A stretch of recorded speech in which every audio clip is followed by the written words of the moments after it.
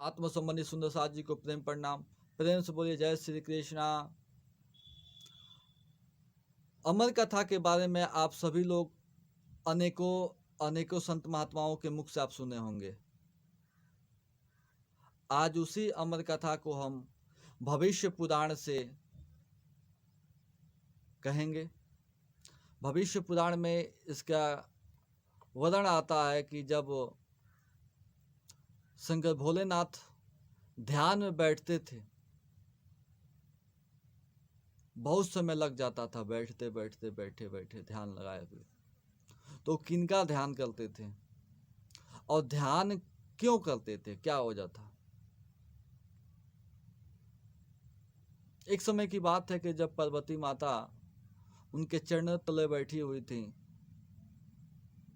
उनके मन में एक विचार आया कि आज जब मेरे पतिदेव, मेरे प्राणनाथ अपने समाधि को भंग करेंगे तो ये प्रश्न उनसे अवश्य पूछूंगी कि आप किनका ध्यान करते हैं, क्यों करते हैं, क्या वजह है। जब शंकर भोलेनाथ ने अपने ध्यान को तोड़े तो उनकी चरणों पकड़ के माता पार्वती ने रिक्वेस्ट प्रेम प्रणाम करते हुए बोले कि हे महादेव, हम आपके धर्म पत्नी हैं, आप हमसे अभी तक कोई बात नहीं छुपाते, आप हमसे बताइए कितना प्रेम करते हैं। तो शंकर भोलेनाथ ने कहा, हमको आपसे कितना प्रेम है मैं बता नहीं सकता, अनथाह प्रेम है। कहे ठीक है, आप हमसे अनथाह प्रेम करते हैं तो आज हमें ये बताइए कि आप निस दिन किनका ध्यान करते हैं और क्यों करते हैं, आपके ऊपर भी कोई है? शंकर भोलेनाथ ने मुस्कुरा के बोले कि पार्वती, मैं कैसे बता दूं मैं किनका ध्यान करता हूं। हाँ, लेकिन मेरे ऊपर एक है जिनका नाम है सदाशिव। मैं अपने इष्ट देव सदाशिव का मैं ध्यान करता हूं और करने का ये है कि हे पार्वती, तुम्हें हमें पति के रूप में पाने के लिए अनेकों बार जन्म लेना पड़ता है।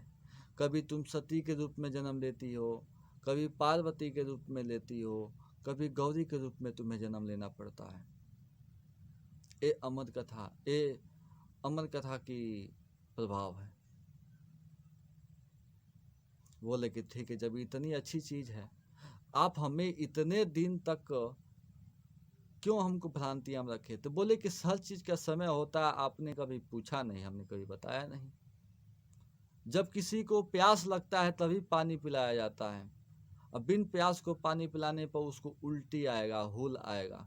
जब तक किसी को अगर इच्छा ना हो कथा सुनने की, तब तक उसको ना सुनाए। बोले कि ठीक है, आप जब कहती हैं तो आप हमारे प्रिय हैं तो आपको हम कथा सुनाएंगे। तब शंकर भोलेनाथ ने कथा सुनाने के लिए एक अच्छे जगह की चयन की। उसके बाद उन्होंने एक बात बहुत अच्छी कही कि हे पार्वती, तुम्हारी जो जन्म है वो प्राकृतिक से हुआ है। मैं अपने प्रातम से उत्पन्न हूँ। आज जब इस प्राकृत का जब आयु पूरी हो जाती है तो तुम्हारी और जन्म लेना और परित्याग करना ये तुम्हारा लगा रहता है, क्योंकि प्राकृतिक जब प्रलय होता है तो उसमें तुम्हारा लय होता रहता है। आज जब इस प्राकृतिक जब लय हो जाता है तो मेरी भी है, क्योंकि मैं भी अपने प्रातम में चला जाता हूँ और समय आने पर मैं फिर से प्रकट होता हूँ, फिर से मैं भी जन्म लेता हूँ। और इसीलिए मैं उनकी ध्यान करता हूँ, उस प्रातम की मैं ध्यान करता हूँ। और ये ध्यान मेरे सदाशिव के द्वारा, वो हमारे मार्गदर्शक हैं, सदाशिव हमारे वो राह बताते हैं। उस प्रातम की उस सतगुरु की राह बताते हैं। ज्ञान उनको मिलता है सदाशिव को, और सदाशिव के द्वारा हमें ज्ञान मिलता है, जो आज उन्हीं के द्वारा मैं तुम्हें कथा सुनाऊंगा। जब ऐसा होता है तो मैं सदाशिव में लीन हो जाता हूँ। लय जब लय होती है तो उनमें समा जाता हूँ। एक दूसरे से सब बनी हुई है। इस बात को कहते हुए कहते हैं कि ठीक है। उन्होंने एक घने जंगल में ले गए, और घने जंगल में जितने जीव जंतु थे वो अपनी शक्ति द्वारा सबको उस जंगल से खाली करा दिए, हटा दिए।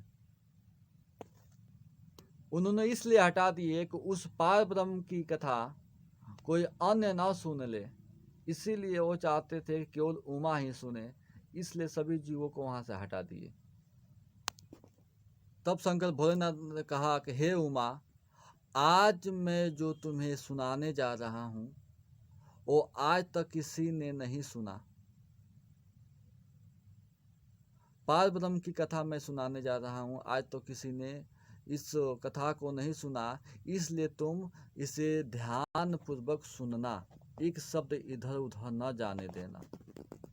और कथा की एक और नियम है, और जो 18 पुराण, हिंदू धर्म में जो 18 पुराण है, 18 पुराण में ये भी उल्लेख है कि 18 पुराण में सबसे ज़्यादा कथा कहने का अधिकार शंकर भोलेनाथ को मिला, और सबसे ज़्यादा सुनने का अधिकार नहीं, सबसे ज़्यादा कहे तो शंकर भोलेनाथ, और सबसे ज़्यादा सुनने का कार्य किए हैं तो माता पार्वती हैं।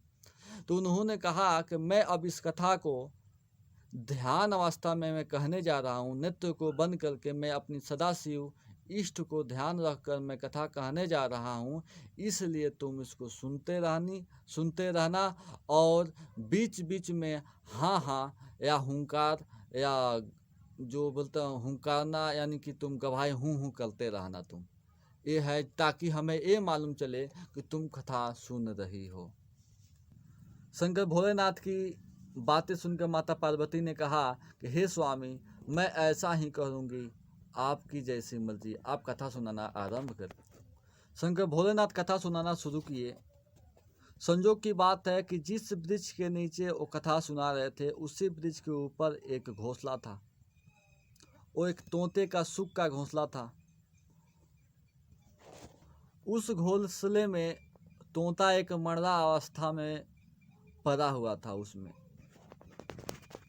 और शंकर भोलेनाथ की मुखाल से निकली हुई अमर कथा के ज्ञान की वजह से वो हष्ट पुरुष स्वस्थ हो चुका, ज्ञान की प्रभाव से, उस कथा की प्रभाव से। और कुछ जगह कथाओं में ये भी आता है कि उस घोंसले में अंडा था।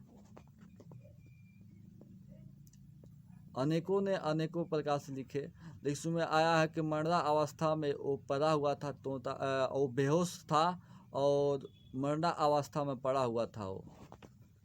तब शंकर भोलेनाथ ने माता पार्वती को अमर कथा कहना शुरू कर दिए।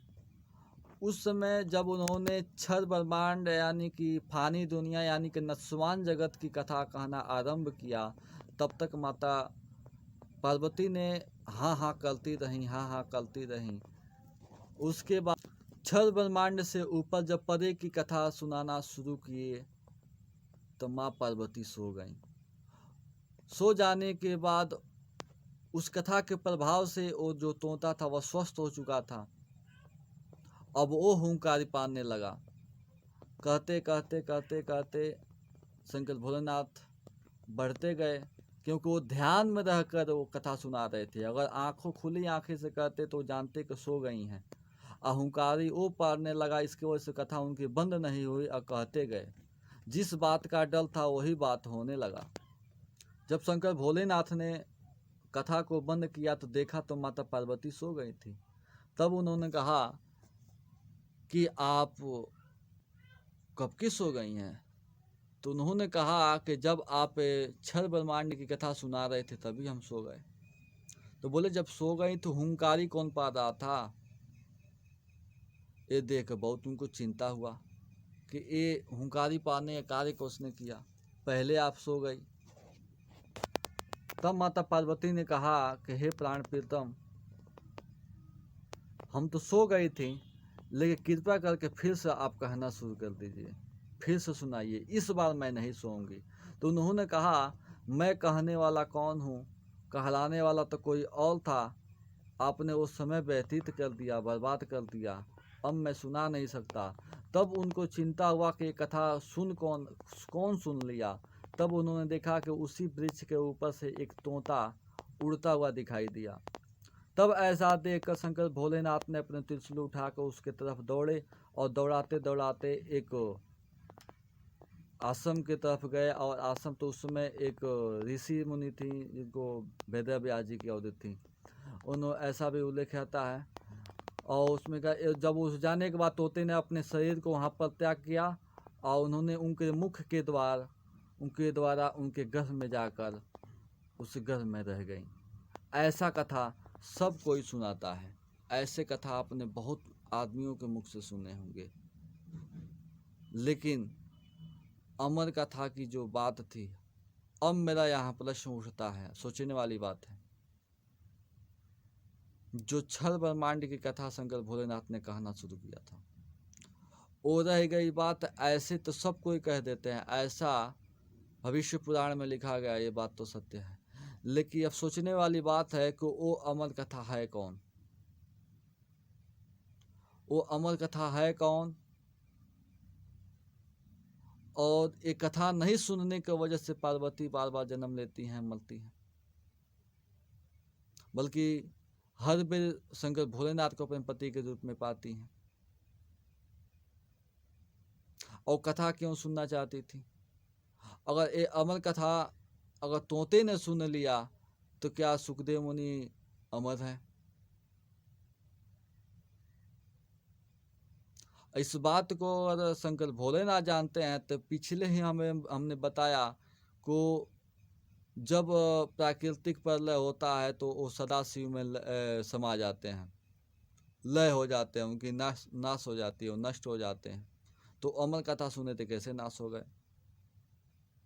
ऐसी बहुत से विचित्र प्रश्न हैं। सबसे बड़ी बात है अमर कथा ये नहीं है, ये ऐसा हुआ ये बात है। लेकिन अमर कथा क्या है? आप अमर कथा सुनना चाहते हैं तो आप हमारे व्हाट्सएप नंबर पे मैसेज कर सकते हैं। हम आपको वास्तविकता अमर कथा सुनाएंगे कि वो अमर कथा क्या है। क्षर ब्रह्मांड से लेकर अक्षर ब्रह्मांड और अक्षरातीत तक हम आपको कथा सुनाएंगे। यही अमर कथा होती है।